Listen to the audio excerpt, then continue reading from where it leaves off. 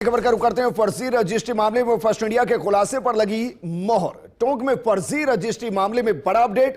जांच कमेटी ने जिला कलेक्टर को सौंपी अपनी रिपोर्ट। टोंक जिला कलेक्टर सौम्या झा को सौंपी रिपोर्ट।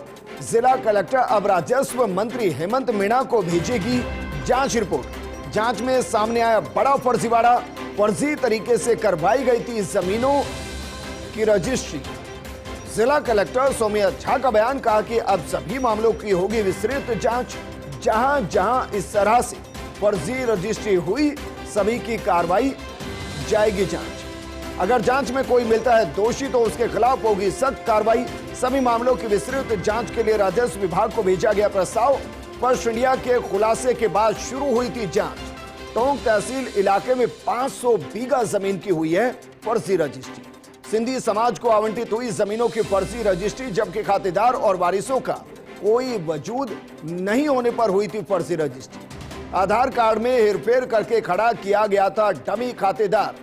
मेरे सहयोगी जियाउद्दीन जुड़ गए। जियाउद्दीन, ऐसा लग रहा है कि टोंक के अंदर जमीन से जुड़े जो रैकेट्स होते हैं वो सक्रिय है, लेकिन फर्स्ट इंडिया ने इस खबर को दिखाया कि जो है नहीं उनकी भी जमीन कैसे दूसरों को दी जा रही है या उनके नाम से ली जा रही है। क्या आपको लग रहा है कि जो जांच कमेटी की बात की जा रही है उसके बाद ये 500 बीघा जमीन अतिक्रमण से मुक्त होगी, या आपको लग रहा है कि जांच है, जांच चलेगी?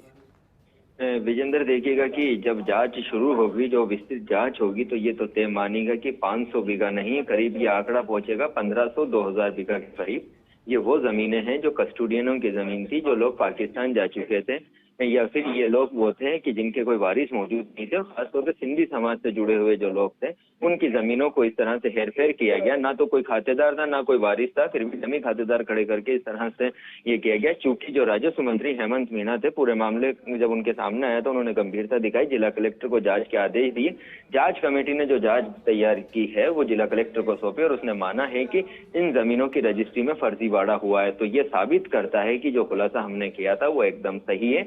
अब इसके ऊपर विस्तृत जांच की आवश्यकता है, क्योंकि जिस तरह से देखा गया है कि टोंक के अंदर कई ग्राम पंचायतें ऐसी हैं उसके अंदर फर्जी जो रजिस्ट्रियां की गई थी, कई जमीनों को हड़पा गया था और कई कस्टोडियन की जमीनें थी जिसे शत्रु संपत्ति भी बोल सकते हैं। उन संपत्तियों के ऊपर भी फर्जी तरीके से रजिस्ट्रियां करवाई गई थी।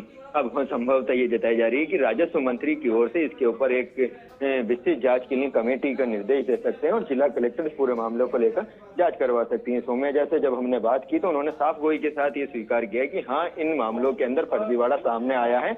अब तमाम मामलों की विस्तृत जांच के लिए राजस्व विभाग को लिखेंगे। जी विजेंद्र। जियाउद्दीन, शुक्रिया तमाम जानकारी हमारे साथ साझा करने के लिए।